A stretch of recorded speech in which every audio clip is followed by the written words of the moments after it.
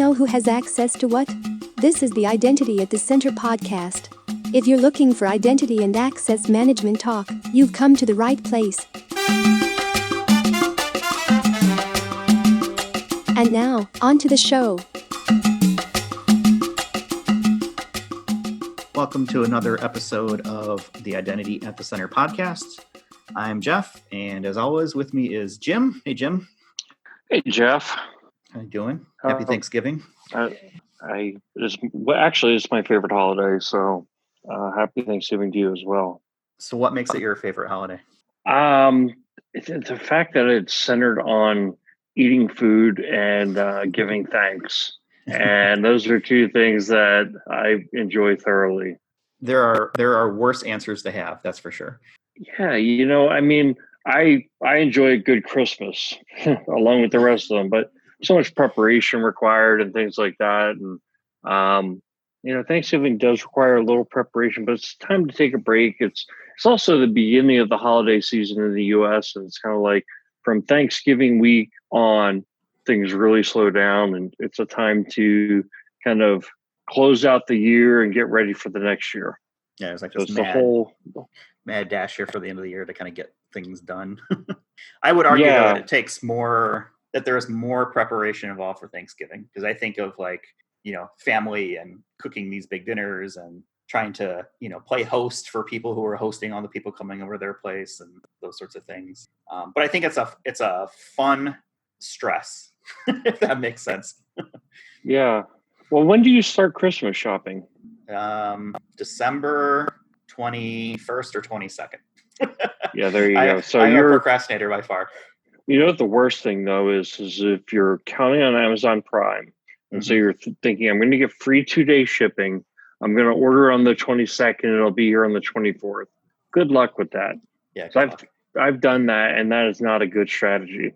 Yeah, I feel like they have enough messages that go out there at this point, basically telling people that you need to order by this date if you want to get guaranteed Christmas delivery. So I don't think it's anyone's fault other than the person making the order and not paying attention. That's a unrealistic expectation, I think, to have.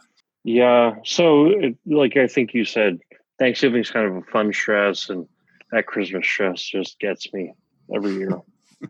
Yeah.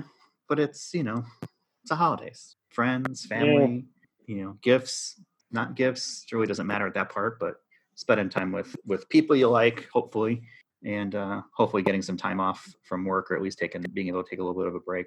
I go back to my restaurant days where I'd always, either bartending or waiting tables, and these were the prime times to make money, and you'd work long hours going into the holidays and so forth. So shout out to all my veterans on the food service industry that are out there.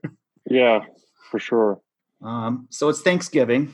Thought maybe we could put together a list of things in the identity and access management world that we're thankful for.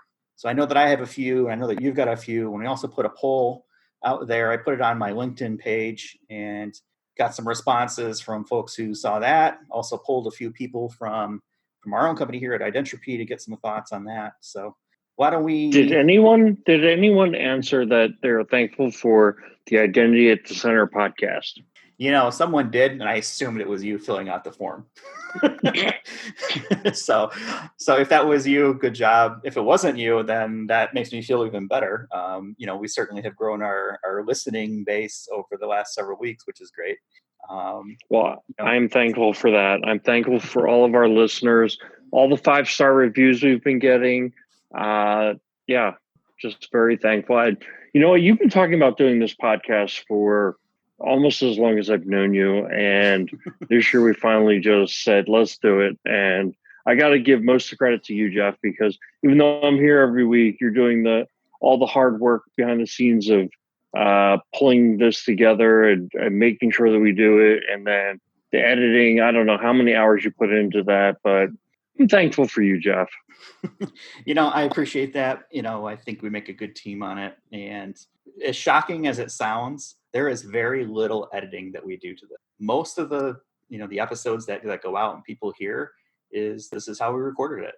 This is just two guys talking, or maybe we have a guest, talking about different things in IAM.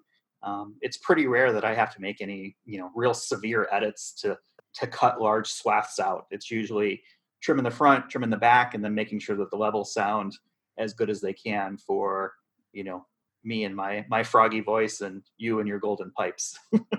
Oh, well, I have a feeling that this week could be a technical challenge. So if our audio is poor, we apologize in advance. But Jeff is at a hotel in Mexico.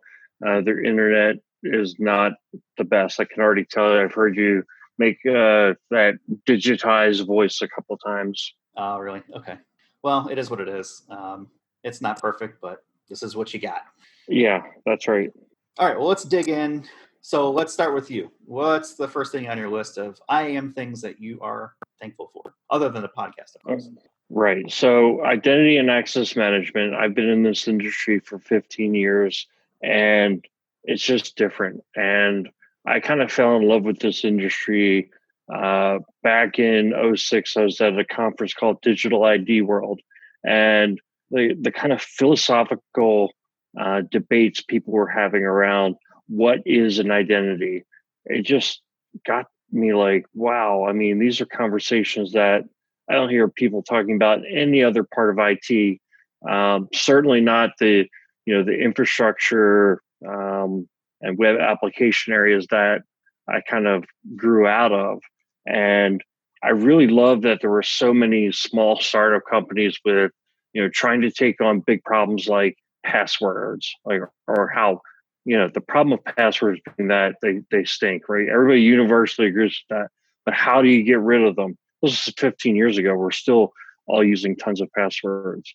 And, some of those small guys usurp the big guys. So 15 years ago, it was Oracle, Oracle and CA were just getting into the market maybe 14 years ago, like 07, 08 timeframe when Oracle bought Oblix and CA bought Integrity, and IBM was already in the space. But those guys were that was what identity and access management was. And Microsoft had a little piece, but they weren't the company that they are today. And you look at where things are, and those guys are falling further and further out of the picture. And guys like SailPoint and Okta, those are the companies, and Ping, and those companies are getting a lot of the recognition now, and they're really the leaders in the market. Yeah. So I love that. Yeah, the new vendors have definitely injected a lot of innovation and enthusiasm into the space. I feel like there's a lot more competition nowadays, which is great for customers and fans of seeing, IAM move forward. If you think about where IAM was, even 10 years ago, and password reset processes and, access requests and, the pipe dream of being able to request your own access and have an interface that worked, having deployed a couple of those, and being a customer of these products, they were definitely oversold. And now that there's a lot of competition, I think, and especially in the main markets of like identity governance and privileged access management and access management itself, things like SSO and multi-factor, I think that helps everyone on our side, and it keeps companies on their toes. And just, competition is great for everyone. It's a cool industry, and who will be the leaders in 10 years? That's anyone's guess. Yeah, I'm sure someone has already, created the replacement for Active Directory, and there'll be something in 10 years that will be the de facto kind of enterprise standard for a directory. Is it blockchain? I don't know. I'm not really convinced that there's an enterprise use case for it yet. But, there has to be something out there that has already been created that either we don't know about yet or is, just about to break. I'm the ever optimist Right. when it comes to the directories. Yes. So what do you have? What's on your list for thankful items? Yeah, so I think, and this is something that I've noticed over really especially the last year, but started to see it at the end of 2018, and that was more organizations really taking a step back and treating IAM as a program and putting together a strategy before they would start doing things, just to do things from a tactical perspective. So, that's probably a little bit biased just because, you and I work on the advisory services side. So that's what we do, and we help organizations. But it seems like the demand for that type of service has really kind of taken off over the last year or so. And, I think the good advice of, hey, you should have a plan before you build something is starting to get recognized, more when it comes to, the organizations that are out there. Yeah. I think that, it's probably always been the right move to have a strategy, have a plan before you act. So, but I agree with you. I think that, I think what it is that people have been burned over the years and had moved on vendor promises, and some companies have been successful and others have suffered from it. And so those sufferings leave deep scars. Yeah, I think the other thing too is that there's just so much to know now. It's very difficult to truly be a very deep generalist when it comes to IT. So identity access management itself is its own niche within information security, which is within IT. And the pace of change and evolution in this space has been pretty radical over the last few years. So I think people are recognizing, like, hey, you know what? I don't necessarily feel comfortable in this space. Let's bring in somebody who is. And that probably applies to multiple areas from a technology standpoint, where technologies have gotten, very specific, and there's so much to know now that people are looking for help with different areas. Yeah, that's right. All right, what do you got next? All right. So I'm just thankful for, a certain type of technology specifically, which is multi-factor authentication, and how ubiquitous it's becoming. I really think it's, layering, whether it's an SMS, which we know is not great, or an email, or better yet, an authenticator application to a phone. But then layer on top of that the biometrics available with phone devices and being built into all types of devices today. I'm just thankful for that, because I think strong authentication is exponentially stronger than usernames and passwords. Passwords stink. All right. I'm just going to say, that's the bold statement of the year. Wow. Passwords stink. Yeah. I heard to hear hot take from Jim McDonald that passwords aren't good. Passwords aren't good. And so, yeah, nothing earth shattering there, but I think that's, you see it everywhere now. And, I think it's actually getting to the point where users actually expect it. We used to find a lot of organizations say, well, we can't ask our users to do that. And now it's like, I think people get it. Like, if you're not asking your user to use multi-factor for anything that has sensitive data, especially financial data or healthcare data, then your users are going to say, well, you're not really protecting my data. That worries me. And I think people are starting to get that. Yeah, I totally agree. And you're definitely not the only one. I definitely agree on the MFA side. The little poll or form that I put out there on LinkedIn, a lot of people that responded had MFA as the thing that they were most thankful for, helping people protect themselves, from their own bad passwords, that sort of thing. I feel like I wish more companies would still continue to offer MFA to their customers. I feel like organizations are doing a good job taking care of their employees and their contractors, the internal side of it. But I still want to see more companies do it for their customers as well. And I would argue that if you do not provide an MFA option to your customers, that you're not doing enough from a security standpoint to keep them safe. It doesn't necessarily have to be a mandatory option, but if you're not at least offering it for the customer to take advantage of, if they so choose, at least at this point, I don't think you're doing enough. And I think that you're not even doing the minimum that would be acceptable in this day and age. So that's my hot take. I agree. Yeah, no, especially if you're collecting credit card numbers or anything like that. It just, if you're storing people's even PII, which almost every website is, I think you're right. I think the bar has now been set that some form of MFA should be the option of the user at the minimum. Yeah. And I'm thinking of a certain organization that I've worked with in the past, and they're not the only ones, but there is this thought process that on the business executive side, that if the password strength is too weak, that people won't want to use their product because it's too hard. And I'm sorry, I don't buy that one bit. Right. It's you're willingly sacrificing your users' security, which leads directly back to the organization if there is a breach, because it's too hard to type in a password. I mean, I get it. There's people who aren't as technical and maybe struggle with the password process. But I think in this day and age that those folks are in the minority, and more people are becoming aware of this. Everyone, at least that I can think of, has a bank account and is aware of how to log into that. And I just don't buy people aren't going to use our app if they have to type in too hard of a password. Right. Get rid of the password. Offer MFA and do passwordless authentication. I think anybody who's had to deal with a major breach would not be making the argument that that person made to you. And I think that's a point that I've brought up on the podcast a few times, is that we work with clients who, when they experience a breach, all of a sudden, it's like you see a major investment in one particular area. The analogy I used recently was, do you realize how much money I've wasted on homeowners insurance? My house has never burned down.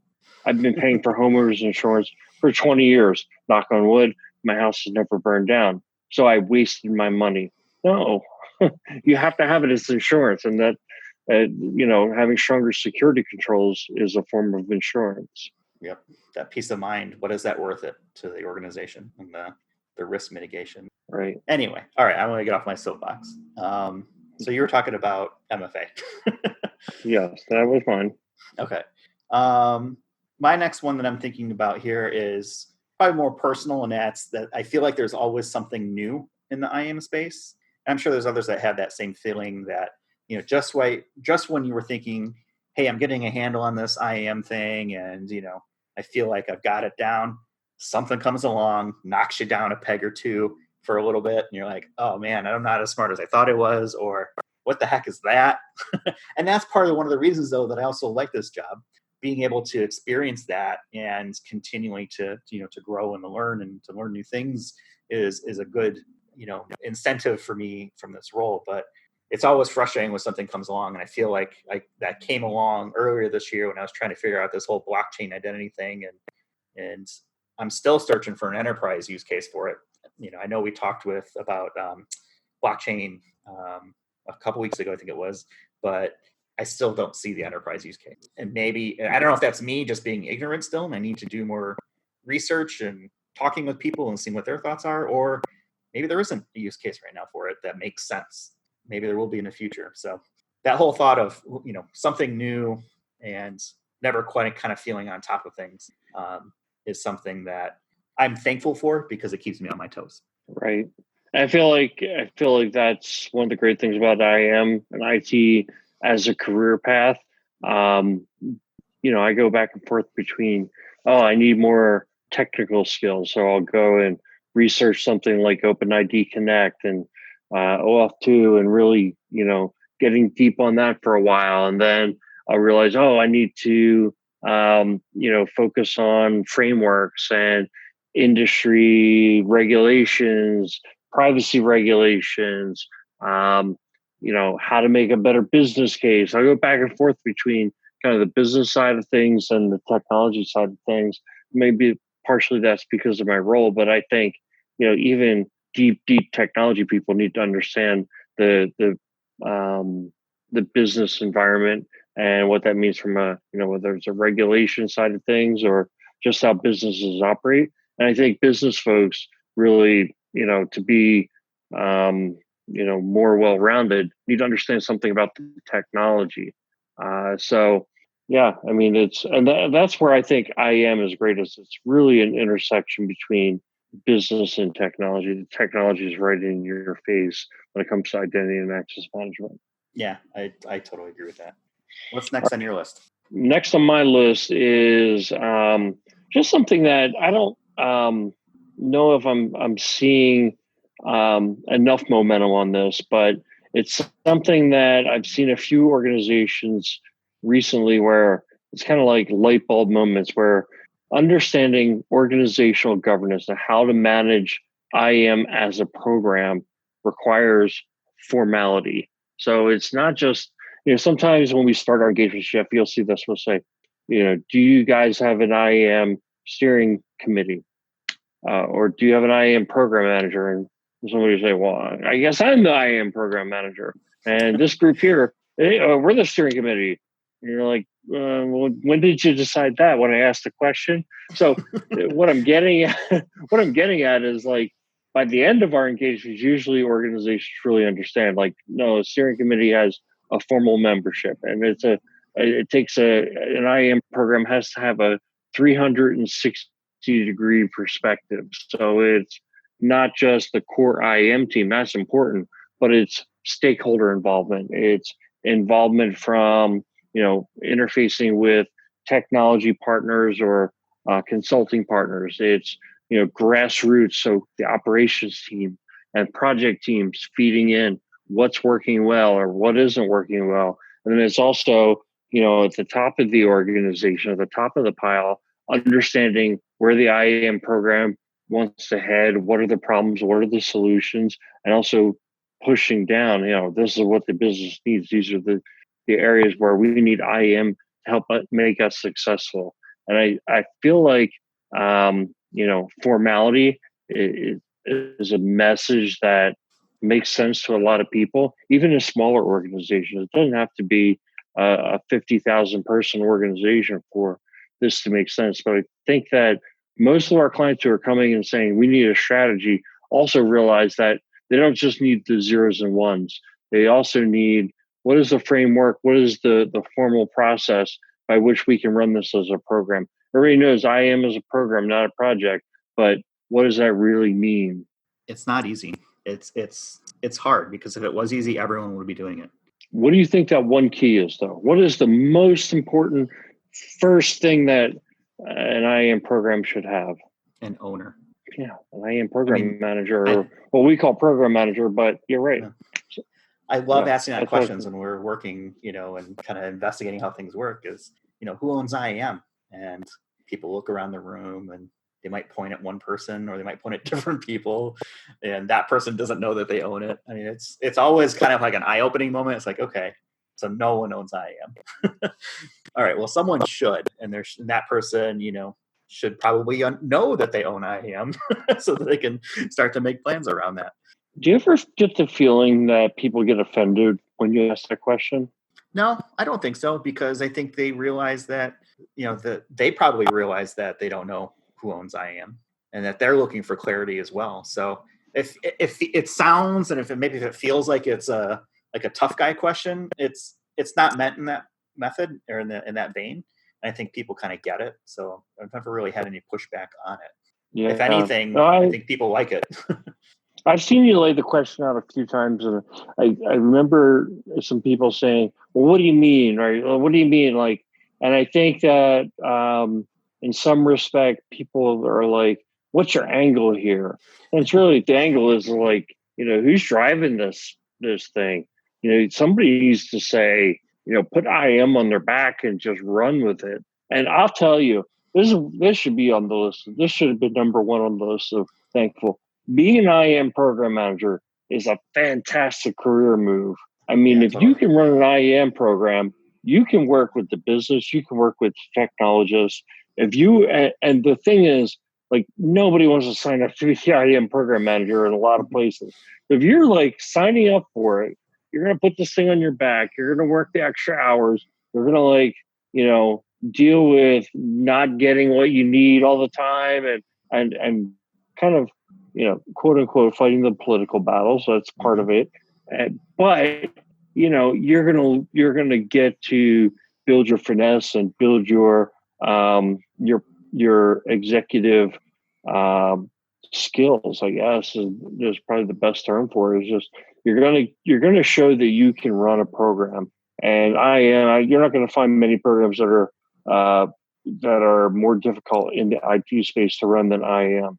Yeah, I totally agree. And I think maybe sometimes people get intimidated by maybe being an IAM program manager. I don't personally feel that you need to be super technical in that role, because theoretically you're going to have, technical people as part of the project and the team, the program, but you do need to understand the theories, the concepts, how things, work together. And most importantly, how do you communicate that to the organization and build those relationships? The shaking the hands and the kissing the babies and the politics of it all. And sometimes the politics are easy and sometimes they're more Game of Thrones, but being able to navigate that and build relationships with others in the organization, I think that's more important, especially in the beginning around the technical side of things, because you can always get the technical help, I think, easier than the organizational understanding. You're right on with that, and that is the harder part because it's not something you can grasp onto and just say, "Oh, I understand OpenID Connect," or "I understand access management or governance." That's great, but can you get people to buy into your ideas? Can you horse trade, if you will, to get what you need? Those are the kind of skills. And here's the thing: I think you have to play to your strengths. So if you're coming from a technical background, maybe you move through project management, and now you have an opportunity to run an IAM program. I mean, it's the next step up. So, I think if your strength has been a technical background, you say, I don't know how to do all these politics and stuff. What I would recommend is read a lot of business and, Harvard Business Review type articles and magazines or books. Just become a sponge for that stuff and start realizing that you need to be 360 degrees. You need to be well-rounded. That's what I think makes the best IAM program manager is somebody who's well-rounded. I think we could probably do like a TED talk on being an IAM program manager. Hey, maybe we'll have to do that one of these days. Maybe if only we had like this platform where we could spout off our own nonsense and ideas. Maybe that could do something someday. We should start a podcast, Chef. Nah, that'll never work. So what do you have next? Let's see. Standards, which I think a lot of people who wrote in and filled out that survey, a lot of people were very thankful for standards. So things like FIDO, OAuth, SAML, SCIM, OIDC, trying to think what else is out there. There's acronym soup out there when it comes to standards, but I think standards are a good thing. And a lot of people are thankful of that because it allows a lot of different technologies to kind of play together and have more integrations. And I think that also dovetails a little bit into the second part of my thankful, and that's companies realizing that it's a lot better to play together than not. It used to be, we're this giant suite of software and, you play in our ballpark and that's it. And now there's a lot more independent products out there that have built alliances to fill the gaps that they don't do as well and play together well. So I think that's a great thing. Yeah, proprietary has become a dirty word. Some of the other standards, it's more basic, not IAM specific standards, but like HTML and TCP/IP. Those are standards that we maybe take for granted, but build on top of those things like REST APIs. That is really, and things that are happening in the DevOps community. Those are standards that are revolutionizing the way IAM is delivered. Software as a service model, revolutionizing IAM, infrastructure as a service, and what's happening out at Amazon Web Services and Microsoft Azure, and the ability to host infrastructure and platforms, revolutionizing IAM. And it'll never go back. It'll never go backwards from here. It's really what I'm thankful for in that whole space is like watching it evolve. And I think that companies that stay on top and stay ahead of those trends are the ones that will be the most successful. So I think that's fantastic thing to be thankful for. What do you got next? My next one and kind of my last one is just industry norms that are becoming that are gaining momentum.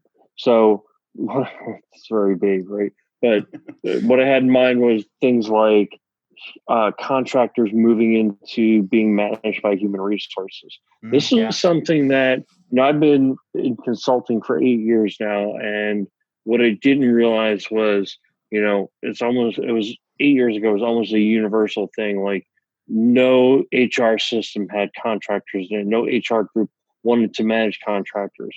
And I still think there's a lot of that attitude or perspective that exists still today. However, it's much less. It's much, much less. And we find a lot more organizations and HR groups willing to manage contractors. And even 8 years ago, I used to say, like, what is the role of HR? To me, the role of HR would be to manage the people that work there. But if that includes contractors, then, there's that management of that as well. And to wash your hands of it doesn't seem to me to be, doing your job. I mean, I'm just going to say it. And so I feel like that attitude is, and I'm not sure why, but that's kind of becoming more and more pervasive, that HR is taking a role in making sure that those people are accounted for. And that really helps IAM because HR becomes the authoritative source, not only for employees, but also these non-employee users as well. Yeah, I feel like it's human resource, not employee resources, unless they've specifically named it that way. So being able to track everyone in the organization has always been something that I think is important and just wasn't getting across. And I understand it, right? I've been in organizations where that's been the case, and it's the issues typically arise from we don't have the bandwidth, right? Enough resources, or it's too expensive to put them into the HR platform, those sorts of things. And then sometimes there's a legal thing because they don't want to do things, give off the impression of like co-employment. And I think it's turned a long way in the last several years where, people are taking it more into account, but I feel like there's still a ways to go to get that mindset out, and that an identity is an identity. It needs to be managed. Let's figure out how to make this work rather than just leaving contractors out like, a redhead stepchild somewhere.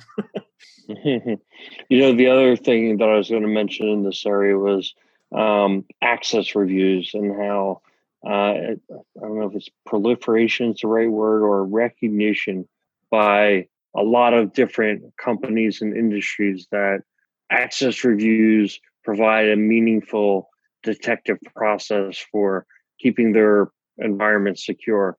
I came out of the financial services industry, and doing access reviews was the norm. But when I got into consulting 8 years ago, very few other organizations were doing it.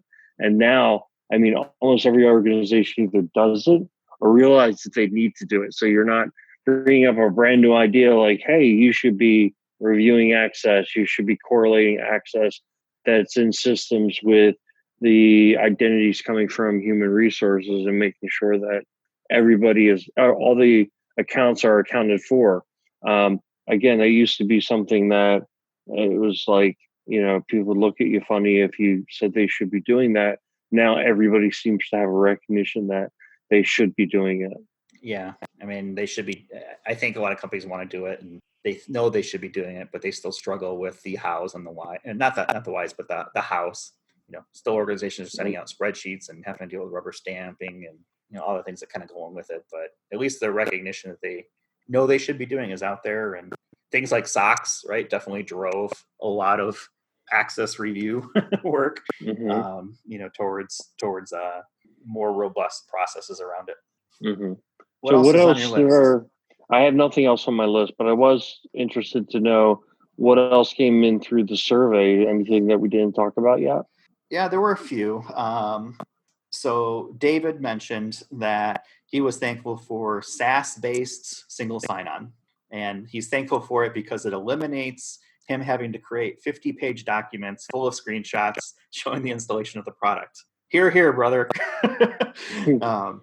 Definitely. This has been this has been one of my big perspectives that I've talked with clients a lot about, because when I got into IAM 15 years ago, I deployed a product called Oblix, and it was a old school access management system. And one of the primary ways that applications would be integrated was with proprietary agents. So you just install an agent on the web server, it would inspect all traffic, and it would write a cookie back to a browser, yada, yada. Long story short, the approach was, how do your applications work today? We're going to integrate those applications and do a minimal touch to affect how those applications work. That was usually how we went about implementing access management. somewhere along the way, the SAML standard came out and was highly adopted by cloud single sign-on platforms, and applications and organizations said, you know what, our applications are going to need to change to work with that standard because that's our new platform. We're going to use that, and so the application needs to change. And David's right. I mean, we used to have these developer cookbooks like, hey, you can write this hook to get into the product and all that other jazz. And you have to send it around to application teams. They'd have to, they didn't want to do it. And nowadays it's an open standard, and integrating applications has become a much less horrific kind of thing.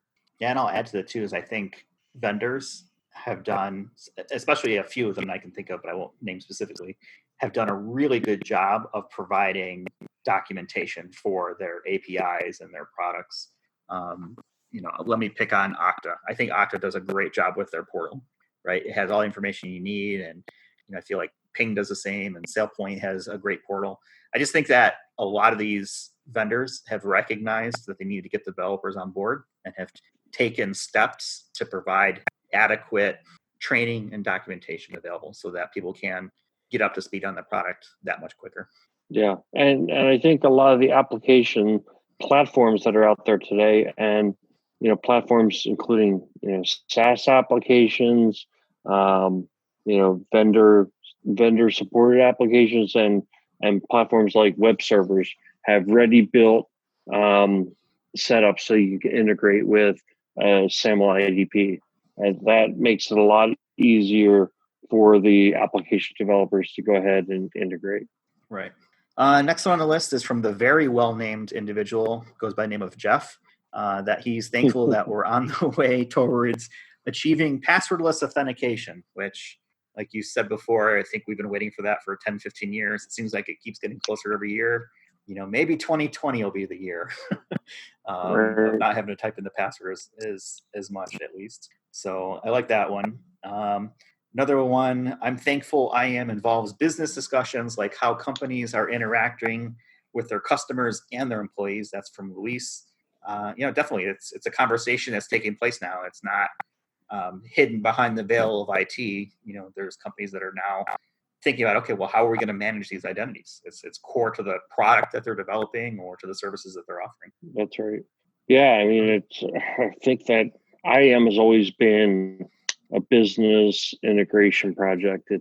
It's middleware. It's connecting all of your applications, and if you're going to do that, there's a business component. There's an organizational change management component, and like you said, if you have anything that's outward facing with your partners or especially your customers, you've got to make the experience one that's palatable. Yep. And the last one, and probably my favorite, this comes, I'm not sure who wrote this in, it was anonymous, but video games adopting cross-save features across multiple platforms so I can play the same account on different systems. Right on. Now I can play on Xbox or PlayStation or PC or whatever it may be. Hell yeah. I have no comment. I don't play video games, so I'm not against video games.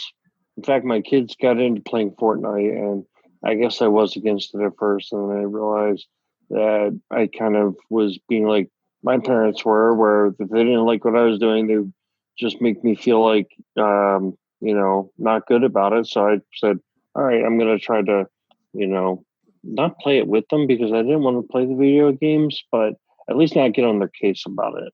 So maybe that's just I should save that for Father's Day.